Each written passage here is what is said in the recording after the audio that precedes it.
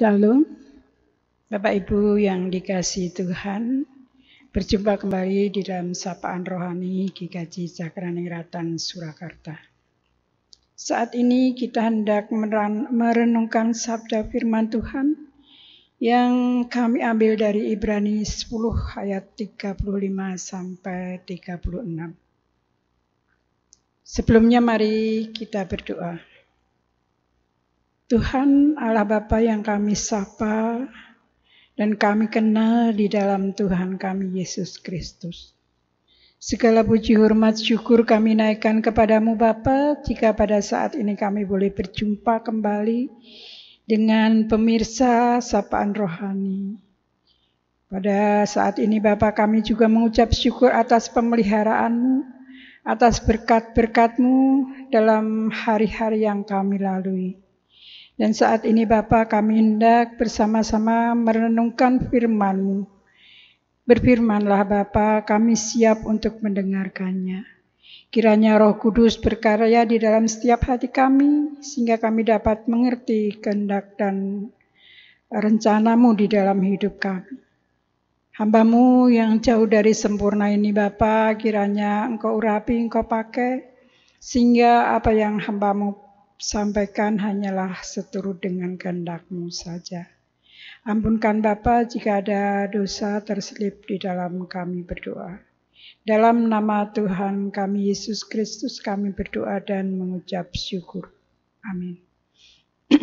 Bapak Ibu yang dikasihi dan mengasihi Tuhan, firman Tuhan yang saya ambil di dalam Ibrani 10 ayat 35 sampai 36, demikian bunyi firman-Nya. Sebab itu janganlah kamu melepaskan kepercayaanmu, karena besar upah yang menantinya. Sebab kamu memerlukan ketekunan, supaya sesudah kamu melakukan kehendak Allah, kamu memperoleh apa yang dijanjikannya. Bapak Ibu yang dikasihi dan mengasihi Tuhan, banyak orang percaya, orang Kristen yang pada awalnya sangat bersemangat di dalam melayani Tuhan. Sangat berapi-api di dalam pelayanannya.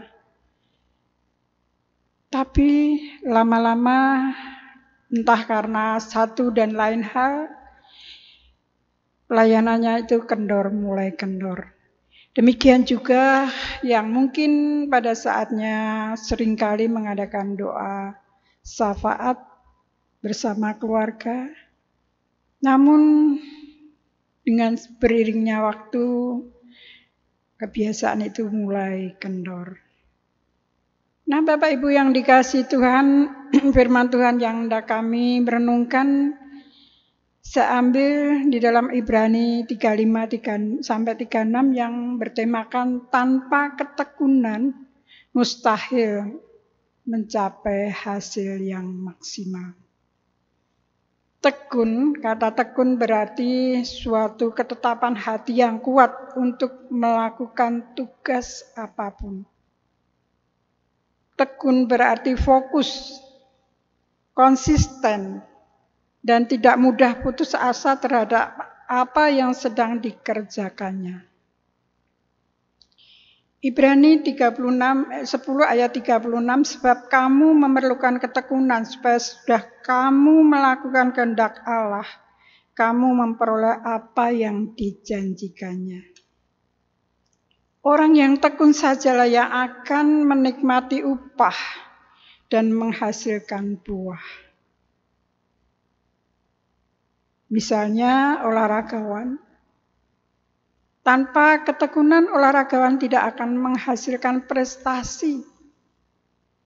Dan hasil yang diperolehnya tidak serta-merta dalam waktu yang singkat. Namun dengan berlatih dengan penuh ketekunan, seorang olahragawan akan berhasil mencapai prestasi yang baik. Mendapatkan kejuaraan bahkan. Demikian juga pelajar. Seorang pelajar tidak akan berhasil naik kelas ataupun lulus dengan nilai yang bagus apabila dia tidak tekun di dalam belajar. Orang yang tekun sajalah yang akan menikmati upah dan menghasilkan buah dari ketekunannya. Banyak orang Kristen yang sangat menginginkan janji-janji Tuhan tergenapi di dalam hidupnya. Namun hal itu tentu sulit terwujud apabila tidak disertai dengan ketekunan. Ketekunan dalam melakukan kehendak Tuhan. Misalnya hal yang paling mendasar sebagai orang percaya tentu harus selalu berdoa. Karena doa adalah nafas kehidupan orang percaya. Berdoa adalah hubungan antara kita dengan Sang Pencipta. Tanpa tekun berdoa, kadang kalau memang Tuhan itu seringkali di dalam menjawab doa kita, ya, nanti, dan tidak. Dengan beriringnya waktu, ketika doa-doa kita tidak dijawab, serasa Tuhan tidak mendengar doa kita tidak tekun lagi berdoa. Mungkin Bapak Ibu bisa ingat tentang seorang janda yang selalu mendatangi seorang hakim yang bengis. Setiap hari merengek-rengek minta kasusnya, perkaranya dibawa, diadili, dan dibantu. Hakim itu berulang kali menolak janda itu, namun karena ketekunan, kegigihan sang janda itu, sang perempuan itu, akhirnya hakim itu mengabulkan permohonan perempuan itu. Tentu Tuhan tidak seperti itu hanya sebuah perumpamaan. Karena memang ketekunan adalah sebuah unsur yang penting dalam sebuah keberhasilan. Kalau kita lihat di era sekarang ini semua ingin serba instan. Bagaimana kalau semua ingin serba instan? Bagaimana bisa terwujud tanpa sebuah ketekunan yang kita miliki di dalam perjalanan kita mengikut Tuhan Yesus. Nah, ketekunan tentu tidak serta-merta terjadi di dalam hidup kita. Bagaimana ketekunan bisa terbentuk? Ketekunan bisa terbentuk melalui ujian. Yakobus 1 ayat 3 menyatakan, sebab kamu tahu bahwa ujian terhadap imanmu itu menghasilkan ketekunan. Ketika kita diuji, makanya Tuhan izinkan masalah ujian terjadi di dalam hidup kita, agar teruji ketekunan kita.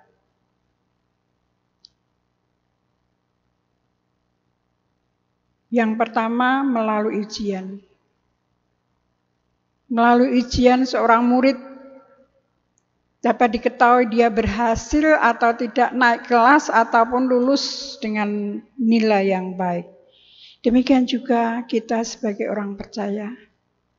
Sebaiknya kita selalu mengucap syukur atas segala ujian yang terjadi di dalam hidup kita.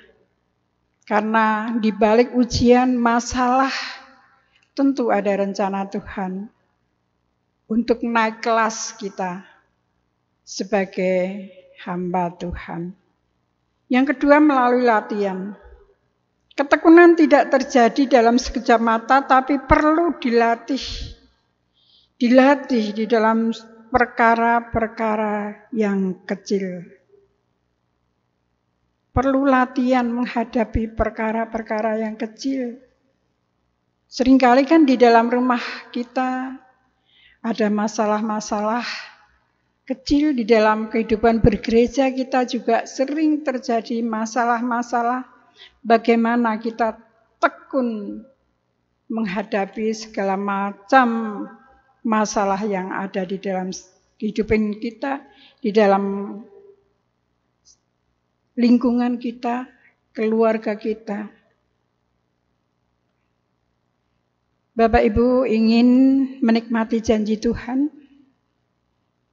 tekunlah dalam segala hal, di dalam berdoa dan di dalam berusaha. Tuhan memberkati dan memampukan kita untuk senantiasa tekun di dalam berbagai-bagai pencobaan, agar kita dapat menikmati janji Tuhan, janji yang disediakan bagi orang-orang percaya yang tetap setia dan tekun mengikut Dia, tekun melakukan kehendak-Nya, tekun bekerja di dalam pekerjaan Tuhan. Tuhan memberkati. Amin.